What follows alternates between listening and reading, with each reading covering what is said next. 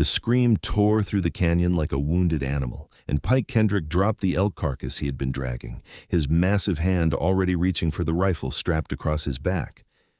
He had been alone in these mountains for 3 years, and human voices were rare enough to make his pulse quicken. But a woman's terror-filled cry was something else entirely. His boots pounded against the rocky terrain as he ran toward the sound, his long, dark hair streaming behind him, muscles coiled and ready for whatever danger awaited. When he burst through the cottonwood grove, the scene before him made his blood run cold. A young woman, no more than 20, was backed against a boulder, her dark eyes wide with terror as 2 men circled her like wolves. Her dress was torn, dirt streaked across her olive skin, and she was sobbing words he could not understand.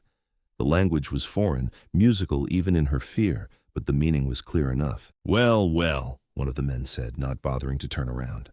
"Looks like we got company, Dutch."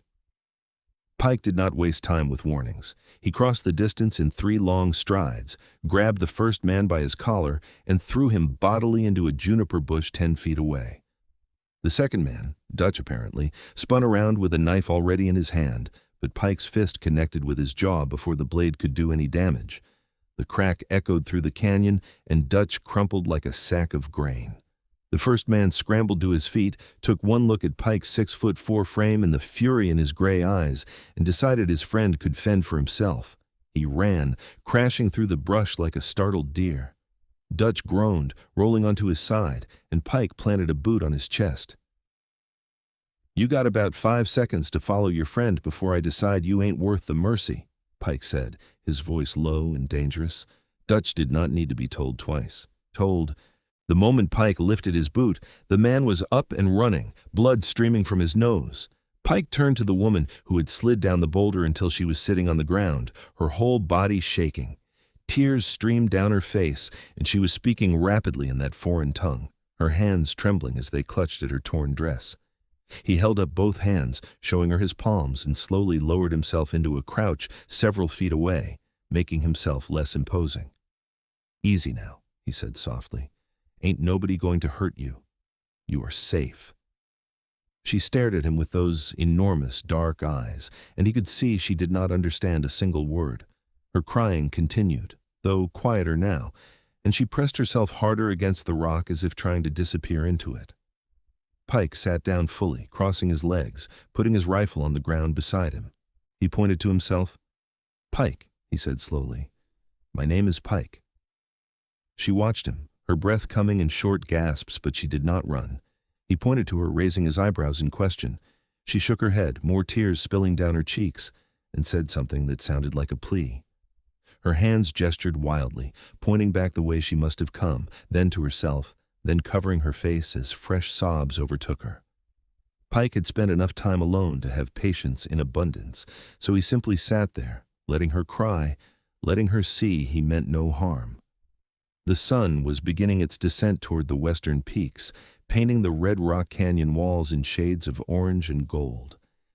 He would need to get her somewhere safe before dark, somewhere with walls and a fire. After what felt like an eternity, her crying subsided into hiccups and sniffles.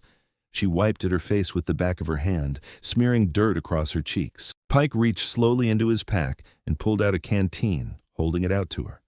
She flinched, but when he simply set it on the ground between them and withdrew his hand, she eventually reached out and took it with trembling fingers. She drank deeply, water spilling down her chin in her desperation. When she was done, she handed it back to him, and their eyes met properly for the first time. Hers were the deepest brown, almost black, framed by long lashes and set in a face that would have been beautiful if not twisted with fear and exhaustion. Pike stood slowly, and she tensed immediately. He pointed to himself, then made a walking motion with his fingers, then pointed toward the north where his cabin lay hidden in the mountains. She stared at him, uncomprehending. He tried again, this time pointing to the darkening sky, then wrapping his arms around himself and shivering to indicate cold, then pointing north again and making a roof shape with his hands over his head. Understanding flickered in her eyes, but fear chased it away. She shook her head vigorously, pressing herself against the boulder again. Pike sighed. He could not leave her here, not with those men potentially coming back with friends, not with night falling and mountain lions prowling these canyons. He settled back down onto the ground and began unpacking his supplies. If she would not come with him, he would have to make camp here and try again in the morning. He built a fire as she watched, her eyes following his every movement. When the flames were crackling cheerfully, he pulled out some dried meat and hardtack, offering half to her. She hesitated for a long moment before slowly reaching out and taking it. She ate like someone who had not seen food in days, tearing into the tough jerky with her teeth. As darkness settled over the canyon, Pike noticed her shivering despite the fire. He pulled a blanket from his pack and held it out to her. She took it this time without hesitation, wrapping it around her shoulders and pulling it tight. The firelight danced across her features, and he could see how young she was, how frightened, how completely lost. He found himself wondering what had brought her to this remote corner of Utah territory in 1878. There were no settlements for miles in any direction, except the small Mormon town of Tropic, nearly a day's walk from here. She was not dressed like any woman he had seen in Tropic, and her features suggested she might be Spanish, or perhaps from even farther south. But how had she ended up alone in these canyons, and why could she not speak English? She was watching him too, her eyes wary but no longer panicked. When he lay down on his bedroll on the opposite side of the fire, keeping the flames between them so she would feel safer, she seemed to relax slightly. He kept his rifle close, but made sure it was not pointing anywhere near her. "You're going to be all right," he said quietly, more for his own benefit than hers. "Tomorrow we will figure this out." She said something in response, her voice soft and melodic, despite the fear still evident in her tone. He wished he knew what she was saying, wished he could offer her more than just his protection and his silence. The stars emerged overhead, countless and brilliant in the clear mountain air. Pike listened to the sounds of the night, the crackling fire, the distant call of an owl, and the soft breathing of the woman across from him. Eventually, exhausted, she curled up on her side, the blanket pulled over her head, and fell into a fitful sleep. Pike stayed awake, feeding the fire, keeping watch. Those men might come back, or there might be others. He had learned long ago that trouble rarely traveled alone in these mountains. His mind drifted back to the life he had left behind in Missouri, the reasons he had come west seeking solitude, but he pushed those memories away. The past was dead and buried, and sitting before him was a present that needed his full attention. When dawn broke, painting the canyon walls in shades of pink and orange, the woman was already awake, sitting up with the blanket still wrapped around her shoulders.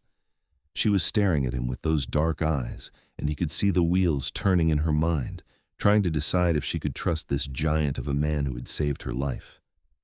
Pike stood slowly, stretched his considerable frame, and began packing up the camp. He pointed to her, then to himself, then north toward his cabin, raising his eyebrows in question. For a long moment she simply stared at him. Then, so slowly he almost missed it, she nodded. Relief flooded through him. Getting her to his cabin would be the first step. From there, he could figure out where she came from, and how to help her get back home, assuming she wanted to go. But first, they had to make the journey, and it was not an easy one for someone unused to mountain travel.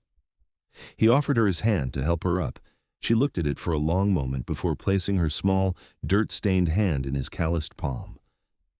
The touch sent an unexpected jolt through him, and he pulled her to her feet perhaps a bit more gently than necessary. She was tiny compared to him, the top of her head barely reaching his shoulder, and he could see now how thin she was beneath that torn dress, as if she had been wandering for days without proper food. The journey north took most of the morning. Pike kept his pace slow, conscious of her struggle to keep up in her worn shoes that looked more suited to city streets than mountain trails. When they had to cross a creek swollen with snowmelt, he gestured to his back, offering to carry her across. She shook her head firmly, hiking up her skirts and wading in herself, gasping at the cold water. He admired her determination, even as he stayed close, ready to catch her if she slipped on the moss-covered stones. By the time his cabin came into view, tucked into a small valley surrounded by towering pines and backed by red rock cliffs, she was limping badly. Pike noticed her favoring her left foot, but she had not complained once, not that he would have understood if she had. The cabin was solid, built by his own hands from logs he had cut and hauled himself, with a stone chimney and real glass windows that had cost him a small fortune to have freighted from Salt Lake City. He opened the door and gestured for her to enter first. She hesitated on the threshold, peering into the dim interior, then stepped inside. The main room was simple but well kept, with a stone fireplace, a table with 2 chairs, shelves lined with supplies, and his bed in the corner covered with bear and elk hides. A doorway led to a smaller room, where he kept his tools and extra provisions.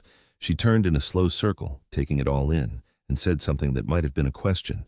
Pike shrugged, wishing desperately that he could understand her.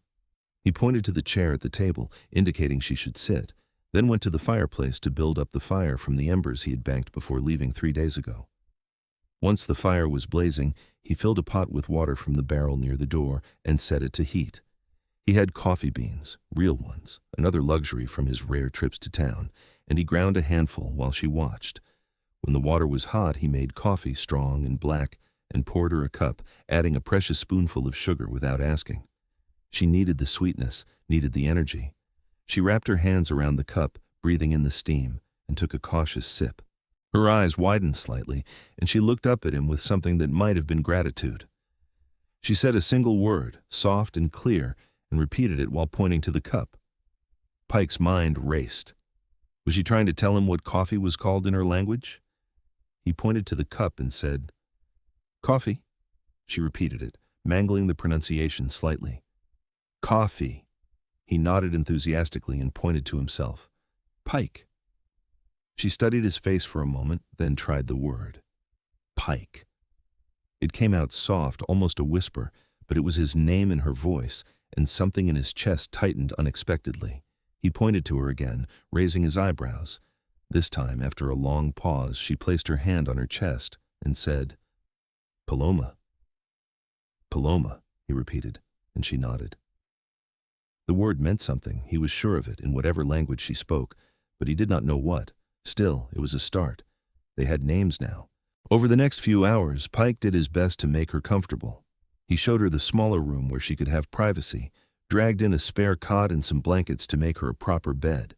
He heated more water so she could wash, gave her one of his spare shirts that hung on her like a dress, and left her alone while she cleaned up and changed.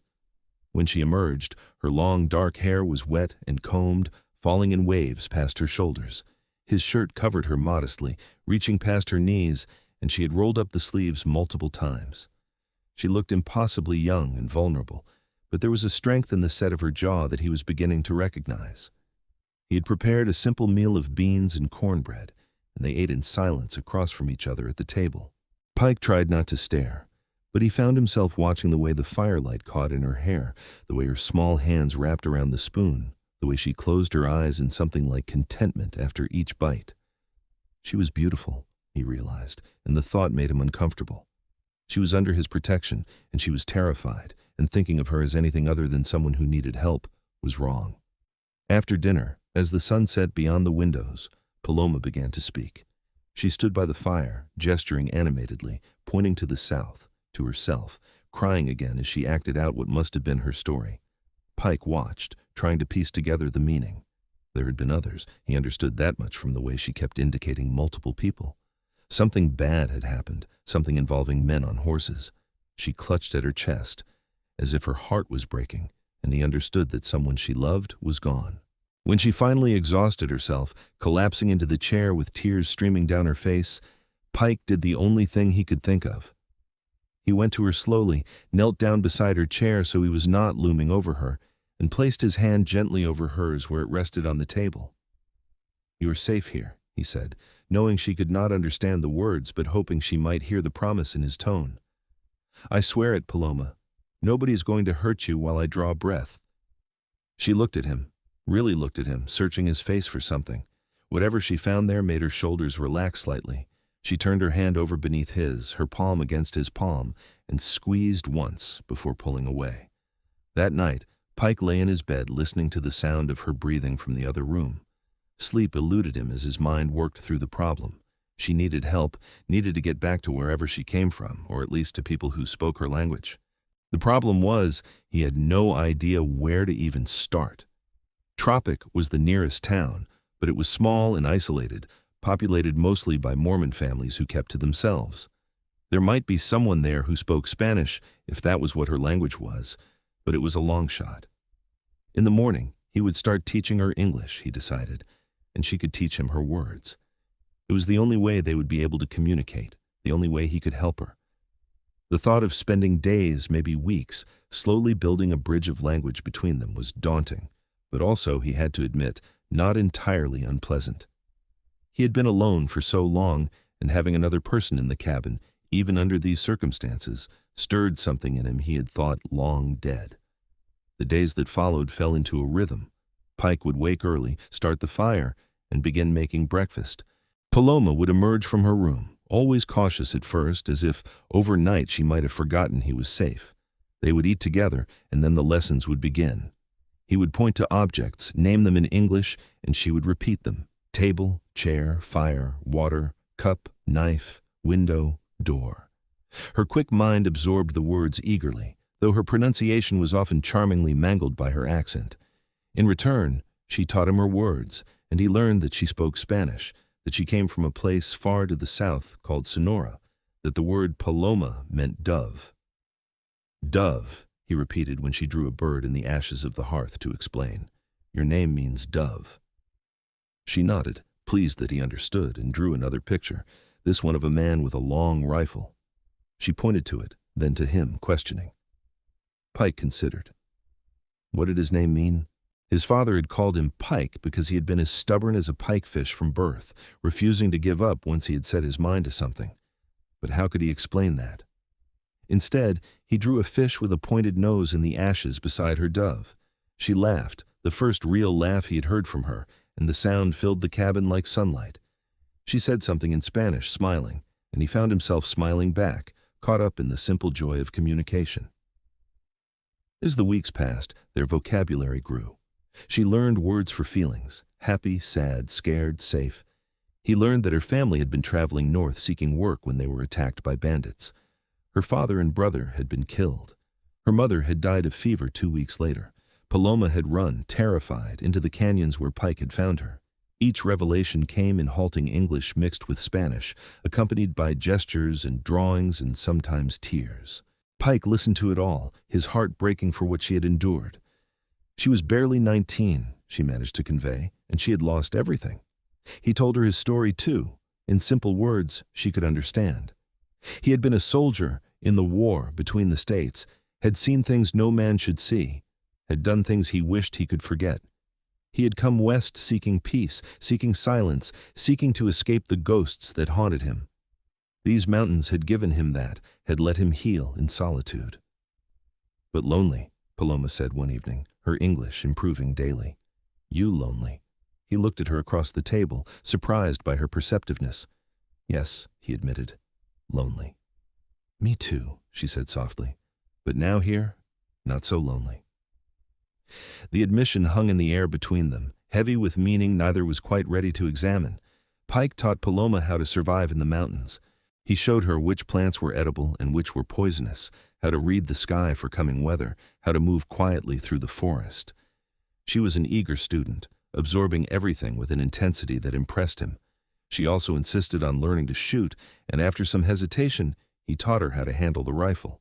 Her first shot went wild, the recoil nearly knocking her over, but Pike caught her, his hand steadying her shoulders. She looked up at him over her shoulder, her face so close to his that he could see flecks of gold in her dark eyes, could feel her breath against his cheek. For a moment, neither of them moved, caught in something neither could name. Then she turned back to the rifle, resettled it against her shoulder, and fired again. This shot hit the tree trunk he had marked as a target, and she whooped in triumph, spinning around with such joy that he could not help but laugh. It was in these small moments that Pike began to realize the truth he'd been avoiding. He was falling in love with her. It was there in the way his day did not truly begin, until she emerged from her room, in the way her laughter could lift his spirits no matter how dark his thoughts, in the way he found himself making excuses to stand close to her, to let their hands brush when passing items across the table, to breathe in the scent of her hair when she walked past him. It was madness, he told himself. She was young, traumatized, and dependent on him for survival. She probably saw him as nothing more than her rescuer, a protector, maybe even a father figure, despite the fact that he was only 31.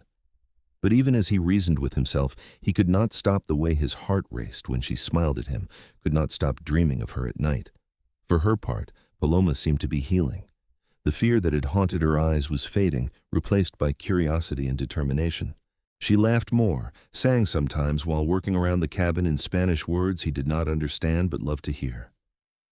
She had taken over the cooking, insisting that she wanted to contribute, and had even managed to improve his basic meals with wild herbs she gathered from the meadows. One evening in late summer, nearly 2 months after he had found her, Pike returned from checking his traps to find Paloma standing in the meadow behind the cabin, surrounded by wildflowers. The setting sun painted everything gold, and she was spinning in a slow circle with her arms outstretched, her face turned up to the sky. She was wearing the dress he had bought for her on his last trip to Tropic, a simple calico in deep blue that somehow made her skin glow and her eyes even darker. He stood at the edge of the meadow, watching her, his chest tight with emotions he could not name. She looked so free, so alive, so beautiful that it hurt to breathe. She must have sensed his presence because she stopped spinning and looked directly at him. A smile spread across her face and she called out, "Pike, come!" He walked toward her, his boots crushing flowers with each step, unable to take his eyes off her. When he reached her, she grabbed his hands, trying to pull him into her spinning dance. He resisted, awkward and uncertain, but she laughed and tugged harder. "Dance," she said, "is good. Make happy." He let her pull him into an ungainly spin, their hands clasped between them. She was laughing, and then he was laughing too, the two of them spinning like children in a meadow of wildflowers as the sun set behind the mountains. When they finally stumbled to a stop, dizzy and breathless, they were standing close, so close that he could see the pulse beating in her throat, could see the way her lips parted as she caught her breath. "Pike," she said softly, and there was something in the way she said his name that made his heart stop. He should step back, he knew. He should put distance between them, should maintain the careful boundaries he had built, but he could not move, could not look away from her eyes.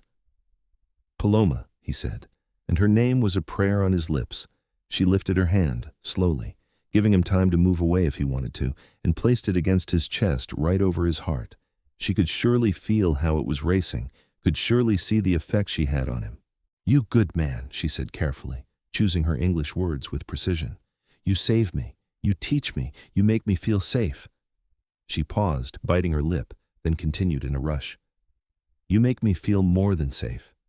He covered her hand with his, pressing it harder against his chest. "Paloma, you do not know what you are saying. You are grateful, and that is good, but it ain't—" "I know," she interrupted, and there was steel in her voice. "I am young, but I know my heart. You think I am a child? I am a woman. I know what I feel." "Your family," he said, grasping for reasons. "Your home. When you are ready, you will want to go back to find your people." Pain flickered across her face.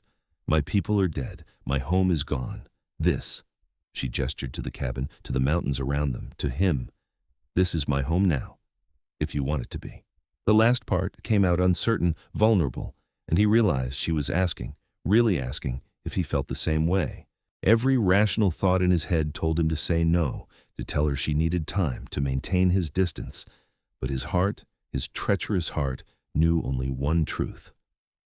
"I want it more than anything," he admitted, the words torn from somewhere deep inside him.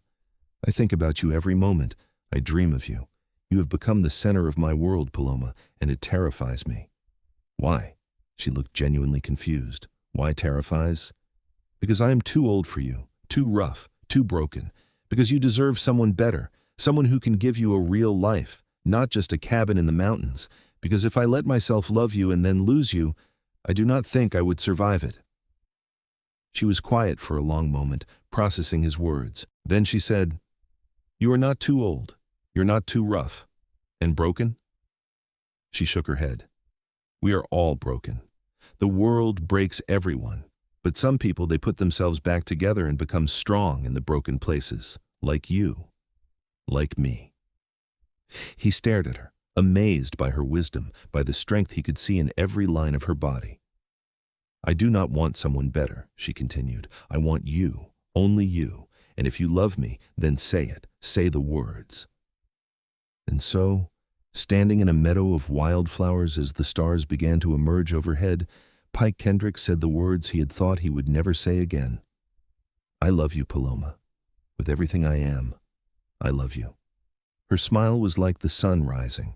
She stood on her toes, her hands coming up to frame his face, pulling him down toward her. "I love you too," she whispered in English, then again in Spanish. "Te amo." When their lips met, it was like coming home. Pike wrapped his arms around her, lifting her off her feet, holding her against his chest as if she were the most precious thing in the world, which to him she was. The kiss was gentle at first, tentative, a question and an answer all at once. Then it deepened, months of denied feelings pouring out in a single moment of connection. When they finally broke apart, both breathing hard, Pike set her gently back on her feet but did not release her from his arms. "We should take this slow," he said, even as every fiber of his being wanted to do the opposite. "You have been through so much, and I do not want you to regret." She pressed her fingers to his lips, silencing him. "I will not regret. But yes, slow is good. We have time now. We have all the time in the world." The summer faded into autumn, and their relationship bloomed like the wildflowers in the meadow. Pike had never been happier, had never imagined he could feel this way. Every morning he woke to find Paloma already up, making coffee, humming Spanish songs. Every evening they sat together by the fire, talking in their mixture of English and Spanish, teaching each other, learning each other. He courted her properly, or as properly as one could in the isolation of the mountains. He brought her gifts from his hunts, eagle feathers, stones worn smooth by the creek, a perfect pine cone that had fallen at his feet. He carved her a small dove out of cedar wood, working on it in secret for weeks until it was perfect. When he gave it to her, her eyes filled with tears, and she held it to her heart like the treasure it was. She, in turn, made the cabin into a true home. She sewed curtains for the windows from fabric he bought in Tropic, planted a small garden in a sunny spot near the door, filled the shelves with her own touches.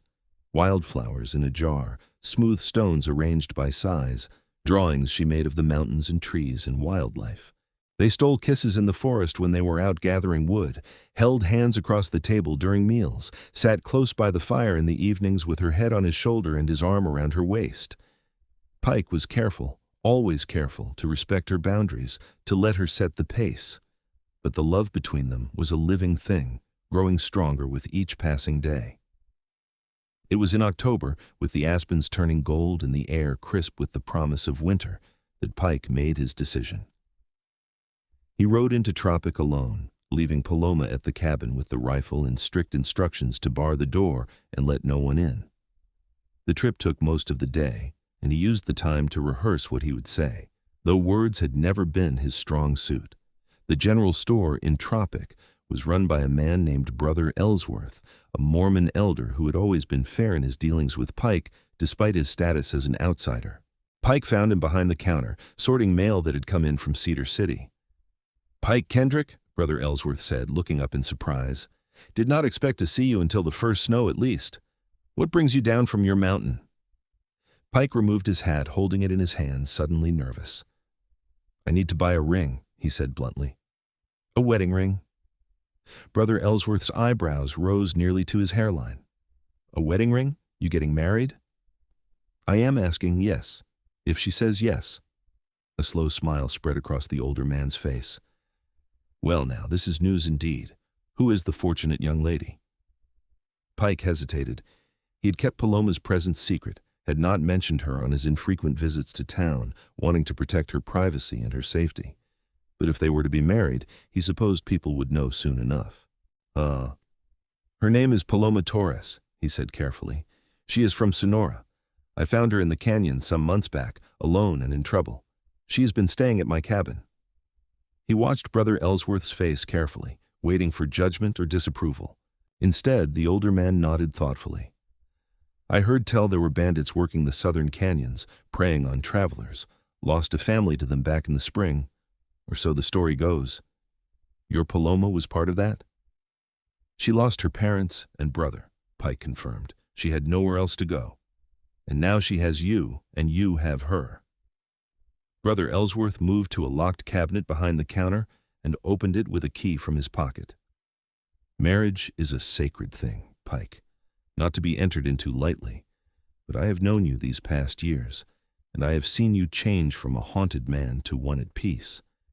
If this young woman has done that for you, then she is a blessing indeed. He pulled out a small wooden box and opened it to reveal several simple gold rings.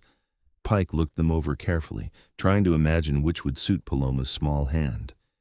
He chose one that was delicate but well made, with a subtle pattern of leaves etched around the band. "That is a fine choice," Brother Ellsworth said, wrapping it carefully in cloth. "Will you be wanting me to perform the ceremony? I am authorized by both the territory and the church." Pike considered. "She is Catholic, I think, or was raised that way. Will that be a problem?" "The Lord works in mysterious ways, Pike. I believe he cares more about the love in people's hearts than the specifics of doctrine. If she is willing, I would be honored to marry you both." They arranged a date 3 weeks hence, which would give Pike time to prepare and Paloma time to decide if this was truly what she wanted. He bought supplies for a proper celebration, including flour and sugar for a cake, and headed back up into the mountains with his heart lighter than it had ever been. Paloma was pacing anxiously when he arrived, clearly worried by his long absence. She ran out to meet him as he approached, and he swept her up in his arms, spinning her around. "I have something to ask you," he said when he set her down, suddenly nervous in a way he had not been when facing down armed men. "And you can say no. I want you to know that. You can say no, and nothing will change between us." She looked at him, puzzled but intrigued. "Ask." He pulled the wrapped ring from his pocket and unwrapped it slowly, holding it out so she could see it in the fading light. Then he did what he had never imagined he would do again in his lifetime. He got down on one knee in the dirt before this woman who had become his whole world.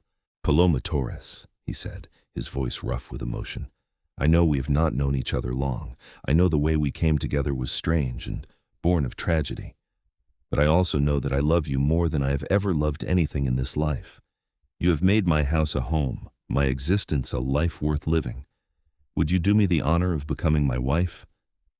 Tears were streaming down her face, but she was smiling, that radiant smile that could light up the darkest night. "Yes," she said, then louder, "Yes, yes, Pike, I will marry you." He stood and slipped the ring onto her finger. It fit perfectly, as if it had been made for her. Then he kissed her, deep and long and full of promise, as the sunset painted the sky in shades of orange and red behind them. The next 3 weeks were a whirlwind of preparation. Paloma insisted on making her own wedding dress, and Pike bought the finest fabric Brother Ellsworth had available, a soft white cotton with tiny flowers printed on it. She worked on it every evening by the firelight, her needle flashing as she stitched and hemmed and embroidered. Pike used the time to improve the cabin, adding shelves, fixing loose boards, making everything as perfect as he could for their new life together. They talked, endlessly, about their future. Paloma wanted children, and the thought both terrified and thrilled Pike. He had never imagined himself as a father, but the picture of a little girl with Paloma's eyes and smile was enough to make his heart ache with longing. She wanted to learn to read and write English properly, and he promised to teach her, though his own education was limited. He wanted to expand the cabin, maybe add a real bedroom, and she agreed enthusiastically, already planning where things would go. The night before the wedding, Pike slept in the barn he had built for his horses, giving Paloma the cabin for her preparations. He lay awake in the hay, staring up at the stars through the gaps in the roof, marveling at how completely his life had changed. A year ago, he had been alone, content in his solitude, convinced that peace could only be found in isolation. Now, he could not imagine a single day without Paloma, without her laughter and her singing and the way she said his name. Morning came cold and clear, perfect autumn weather. Pike washed in the creek, the icy water making him gasp, and dressed in his best clothes, a clean shirt, dark pants, a vest he had bought years ago and never worn. He combed his long hair and tied it back, trimmed his beard, and tried to see himself through Paloma's eyes. Was he handsome? He had never thought so, but she looked at him as if he were. They rode into Tropic together, Paloma on the gentler of his 2 horses, her wedding dress wrapped carefully in oilcloth to protect it from the dust. She wore her regular dress for the journey, but he could see the excitement in her eyes, the way she kept glancing at the ring on her finger as if to reassure herself it was real. Brother Ellsworth had arranged for them to use the small church, and his wife, Sister Ellsworth, had agreed to stand as witness, along with another couple from the town. They were waiting when Pike and Paloma arrived, smiles on their faces.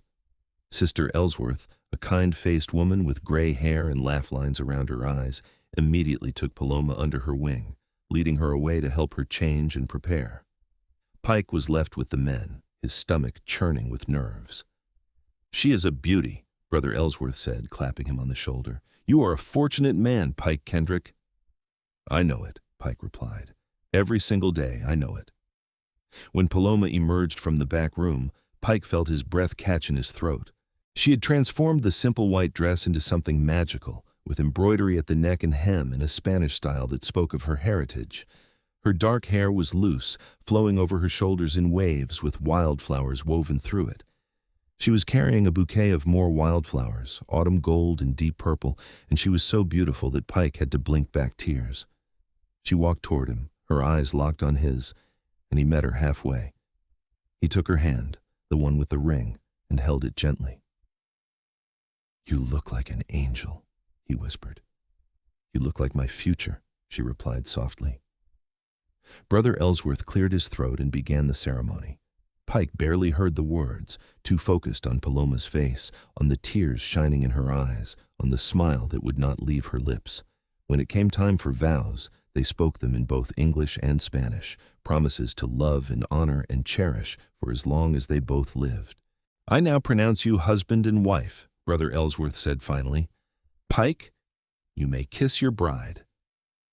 And so he did, there in the small church in Tropic, Utah Territory, in the autumn of 1878, with a handful of witnesses watching.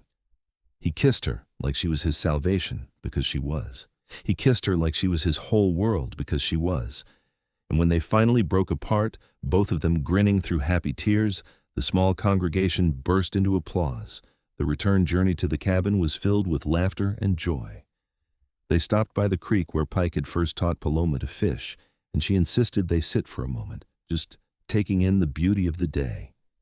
The aspens were at their peak, a sea of gold flowing down the mountainside, and the sky was that particular shade of deep blue that only came in autumn. "I am happy," Paloma said simply, leaning against his shoulder. "More happy than I ever thought possible after everything that happened. You gave me that, Pike. You gave me my life back." "You gave me a life worth living," he replied, wrapping his arm around her. "Before you, I was just existing, just passing time. Now, every moment matters because I get to share it with you."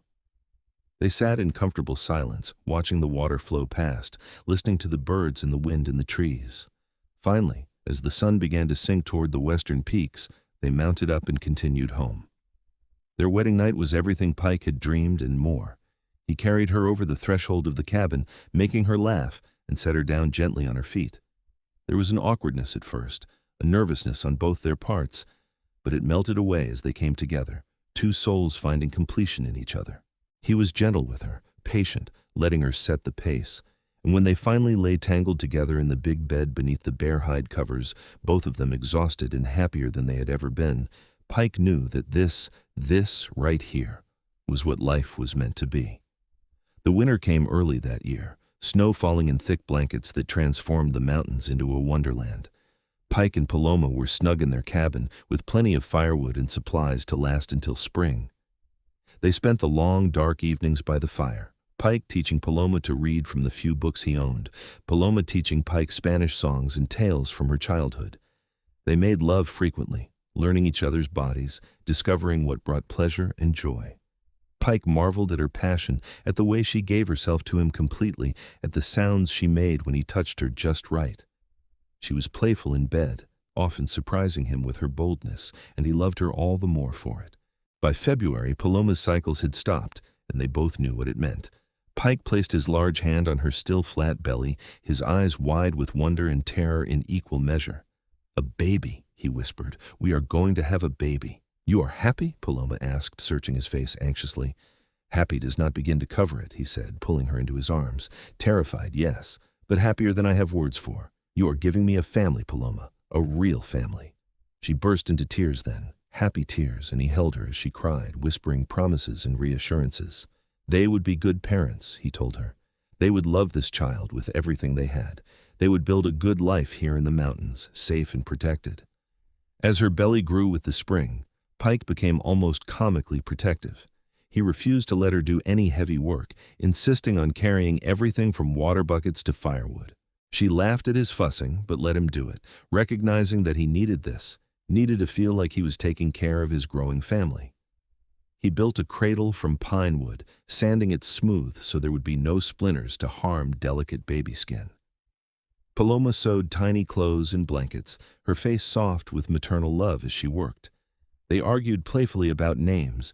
She wanted Spanish names, he wanted English ones, and eventually they compromised, deciding to wait and see what felt right when they met their child. In June, when the meadows were again full of wildflowers and the streams were running high with snowmelt, Paloma's labor began. Pike had arranged for Sister Ellsworth to come and stay with them for the final weeks, and the older woman took charge with calm efficiency that Pike could only be grateful for. He was relegated to pacing outside, boiling water, and generally trying not to fall apart as he listened to Paloma's cries of pain from inside. The labor lasted through the night and into the next day. Each cry from Paloma tore at Pike's heart, making him want to burst through the door and fix it somehow, but Sister Ellsworth had strictly forbidden him from entering until it was over. So he paced and prayed and made deals with a God he was not sure he believed in, promising anything, everything, if only Paloma and the baby would be all right. Finally, as the sun was setting on the second day, he heard a new sound, the thin, angry wail of a newborn. His heart stopped, waiting, and then he heard Sister Ellsworth call out, "Pike, come meet your son!" He burst through the door to find Paloma propped up in the bed, exhausted and pale but smiling. In her arms was a tiny bundle wrapped in one of the blankets she had made. Sister Ellsworth was cleaning up, smiling indulgently at his obvious panic. "He is perfect," Paloma said softly, her voice hoarse. "Come see." Pike crossed to the bed on shaking legs and looked down at his son for the first time. The baby was red-faced and wrinkled, with a shock of dark hair and eyes that were trying to focus on this new, bright world. He was the most beautiful thing Pike had ever seen. "Can I hold him?" he asked, his voice barely a whisper. Paloma carefully transferred the baby to his arms, and Pike held his son for the first time, supporting the small head the way Sister Ellsworth had shown him during her lessons. The baby was so light, so fragile, and yet Pike could feel the strength in him, the will to live and grow and thrive. "What shall we name him?" Paloma asked. Pike looked from his son to his wife, these two people who were now his entire world, and felt his heart swell with more love than he thought it could hold. "I was thinking," he said slowly, "that we could name him after your father." "What was his name?" Fresh tears spilled down Paloma's cheeks. "Carlos," she said. "His name was Carlos." "And maybe a middle name in English," Pike suggested. "What do you think of Carlos James Kendrick?" "It is perfect," she whispered. "He is perfect. We are perfect." Sister Ellsworth stayed for another week, helping Paloma recover and teaching both new parents how to care for an infant. Pike was terrified of breaking his son, of holding him wrong or feeding him wrong, or any of the 1,000 things that could go wrong. But under Sister Ellsworth's patient guidance, he learned to change diapers, to hold the baby while Paloma rested, to rock him to sleep with gentle movements. The first time Carlos smiled at him, a real smile, and not just gas as Sister Ellsworth claimed, Pike felt something in his chest crack open. This was his son, his family, his future. Everything he had been through, all the pain and loss and loneliness, had led him to this moment, to this cabin in the mountains with this woman and this child. As Carlos grew, the cabin rang with new sounds, baby laughter, the excited babbling of first words, the patter of small feet learning to walk. Pike expanded the cabin as he had promised, adding 2 new rooms and a proper bedroom for him and Paloma. He built a fence around the garden to keep Carlos safe, and later a small playground with a swing hung from the sturdy branch of a pine tree. Paloma thrived as a mother, her love for Carlos shining from her every moment. But she never neglected her relationship with Pike, always making sure they had time together in the evenings after Carlos was asleep, time to talk and love and simply be with each other. Their love deepened with the years, maturing from the passionate newness of their first days to something richer and more enduring. When Carlos was 3, Paloma became pregnant again. This time, she carried a girl, and Pike watched in wonder as his wife grew round with their daughter. The birth was easier than the first, and little Maria Elena Kendrick entered the world in the spring of 1882, announcing her presence with a lusty cry that made her brother clap his hands in delight. The family settled into a comfortable rhythm. Pike still hunted and trapped, but he spent more time at home now, unwilling to miss moments with his children. Carlos was adventurous like his father, always wanting to explore the mountains and learn about tracking and hunting. Maria was quieter, more thoughtful, content to sit with her mother and help with cooking or sewing. They made trips to Tropic a few times a year, and the townspeople grew accustomed to seeing the mountain man with his beautiful Spanish wife and their 2 children. Some of the women had initially been scandalized by Pike's marriage to a foreigner, to a Catholic, but Paloma's genuine warmth and kindness had won them over. She helped Sister Ellsworth nurse the sick during a particularly bad winter, and after that, she was accepted as one of their own. Pike taught both his children to speak English and Spanish, insisting they know both languages. Paloma taught them about her culture, the songs and stories of Sonora, while Pike taught them about surviving in the wilderness, about reading the land and respecting nature. Together, they taught them about love and family and the importance of kindness.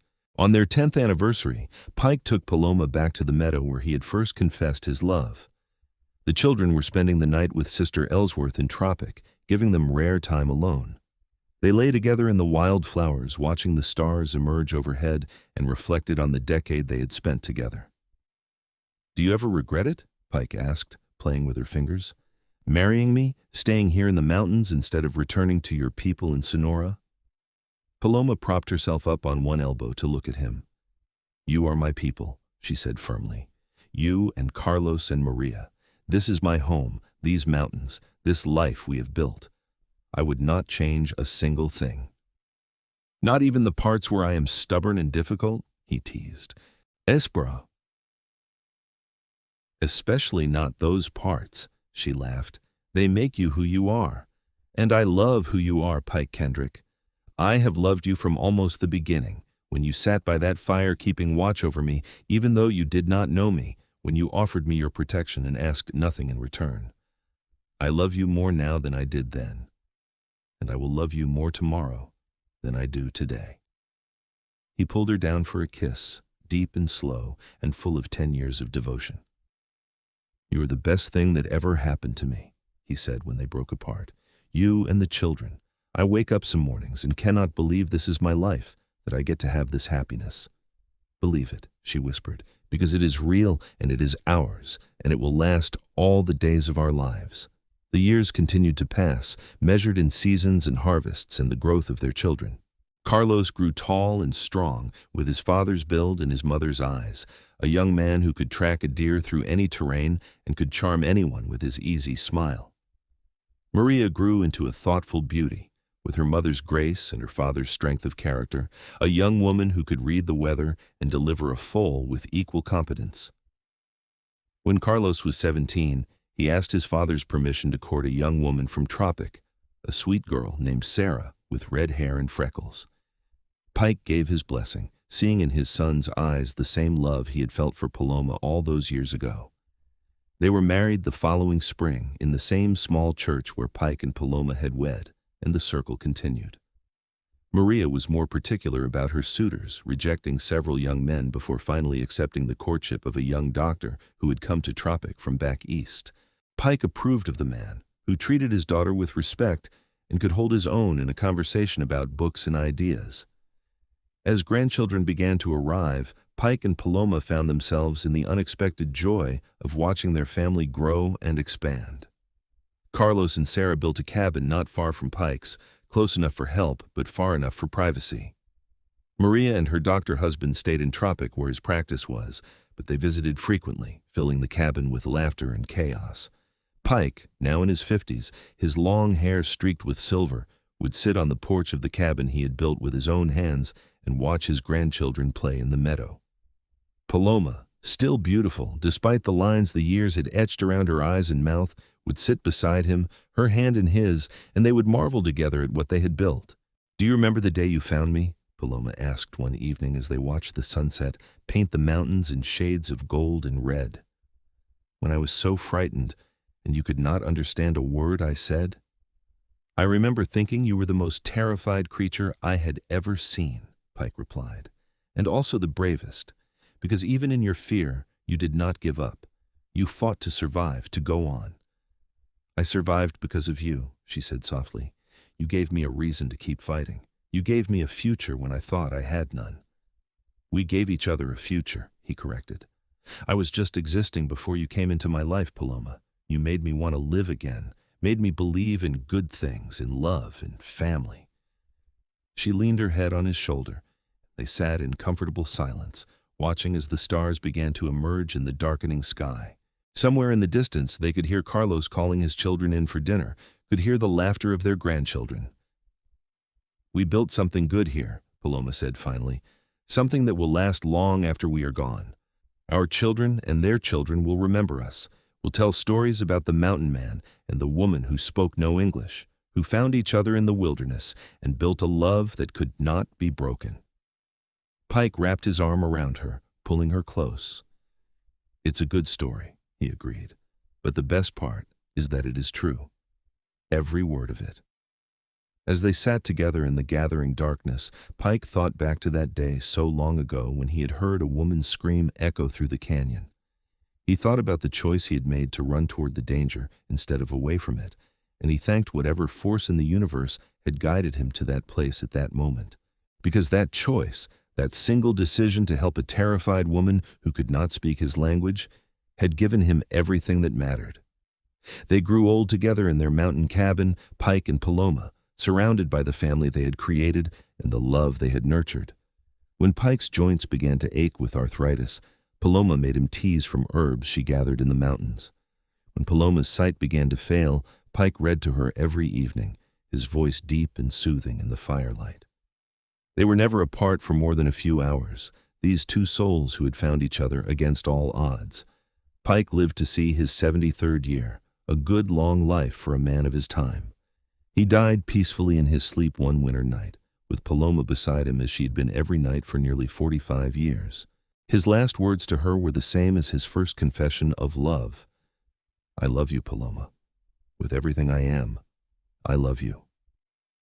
Paloma followed him 6 months later, unable or unwilling to face a world without her Pike. She died in the same bed they had shared, surrounded by her children and grandchildren, with her hand clutching the small wooden dove he had carved for her so many years ago. Her last words were in Spanish, the language of her birth, but her children translated for their own children. "I am coming, mi amor. Wait for me."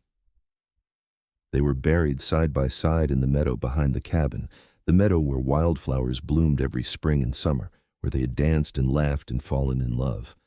Their graves were marked with simple wooden crosses that their son Carlos had carved, with their names and dates and a single word on each: Beloved. The cabin still stands, maintained by their descendants who recognize it as the birthplace of their family. The story is still told, passed down through the generations, of the mountain man who saved a woman in the wilderness, who learned her words one by one, who built a love so strong it lasted a lifetime and beyond. It is a story of courage and compassion, of two broken people who put themselves back together and became stronger in the broken places.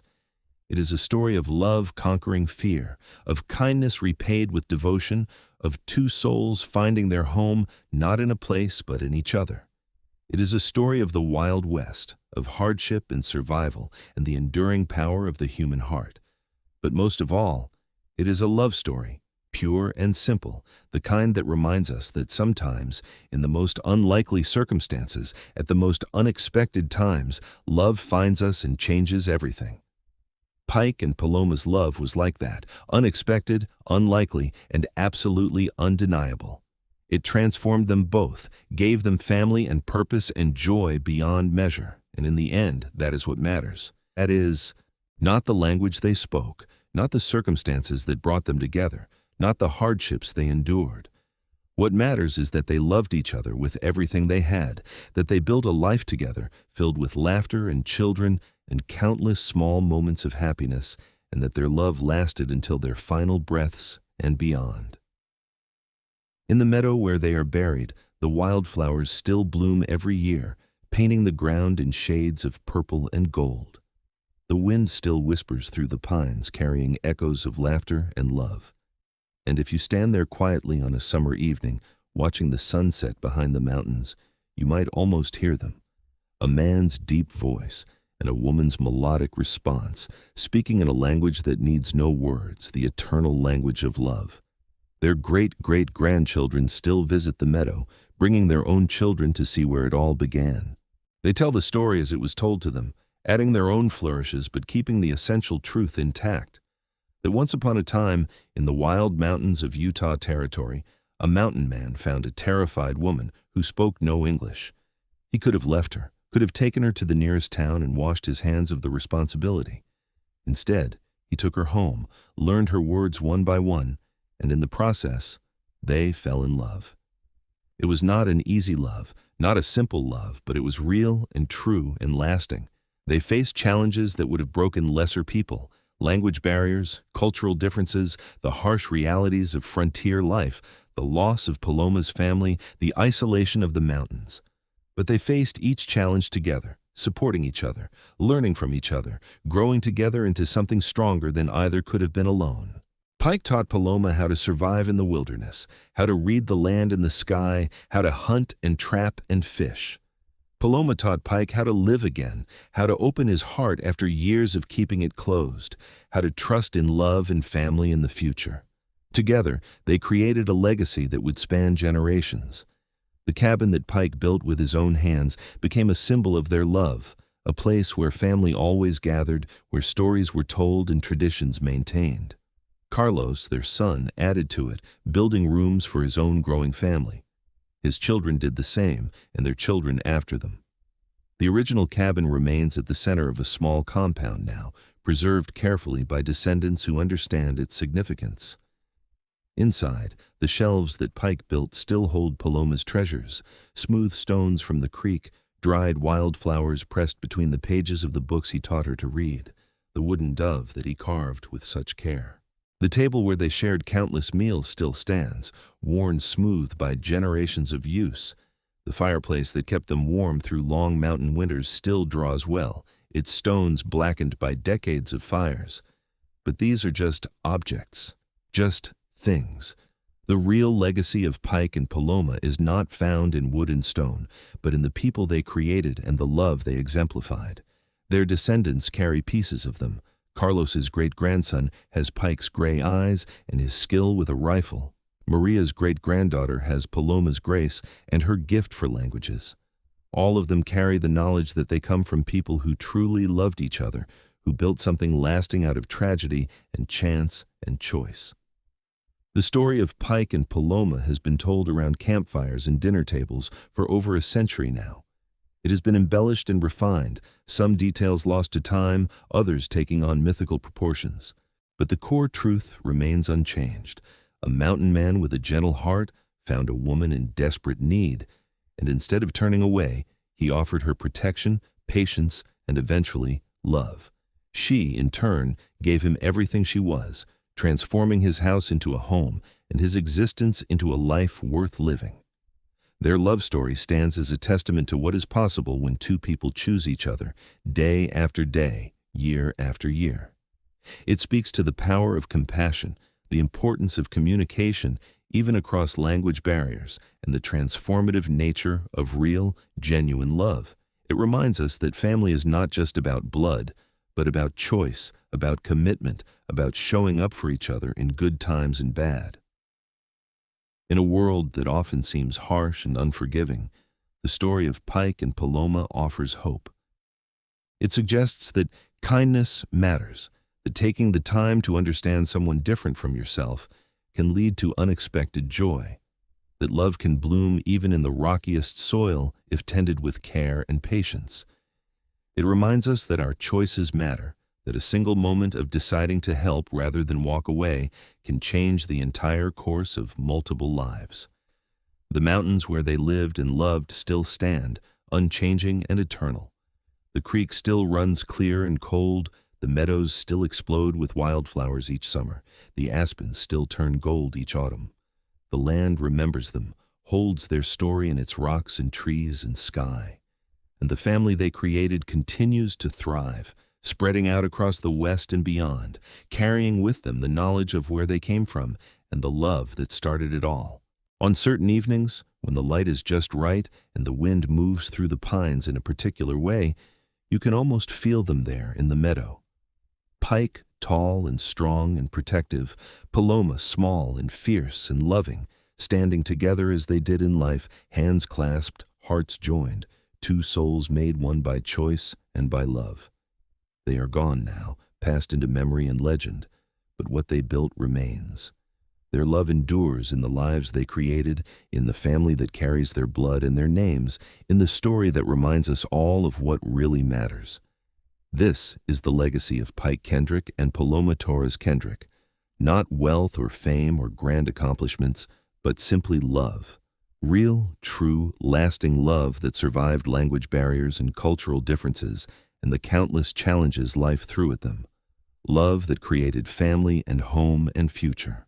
Love that, even now, more than a century after they drew their last breaths, still has the power to move us, to inspire us, to remind us that in the end, love is all that really matters. And so the story ends where it began, in the mountains of Utah, in a time when the West was still wild and life was hard and survival was never guaranteed. But even in that harsh landscape, even in those difficult times, love found a way. It always does, if we are brave enough to open our hearts to it, patient enough to nurture it, and committed enough to fight for it when challenges arise. Pike and Paloma were that brave, that patient, that committed. They chose each other against all odds, built a life together that defied expectations, and created a love story for the ages. Their story is our story, a reminder of the best of what humanity can be when we lead with compassion instead of fear, with love instead of hate, with hope instead of despair. May we all be so fortunate as to find our person, the one who makes our house a home and our existence a life worth living. May we all be brave enough to say yes to love when it finds us, even if it comes in unexpected forms or at inconvenient times. And may we all build legacies of love that outlast our physical lives, that inspire generations yet to come, that stand as proof that love, real love, is the most powerful force in the universe. This is the story of Pike and Paloma, the mountain man and the woman who spoke no English. It is a story of words learned one by one, of trust built moment by moment, of love grown day by day. It is a story that deserves to be told and retold, remembered and honored, because it reminds us of a simple but profound truth. Love changes everything, and sometimes the most beautiful love stories begin in the most unexpected ways.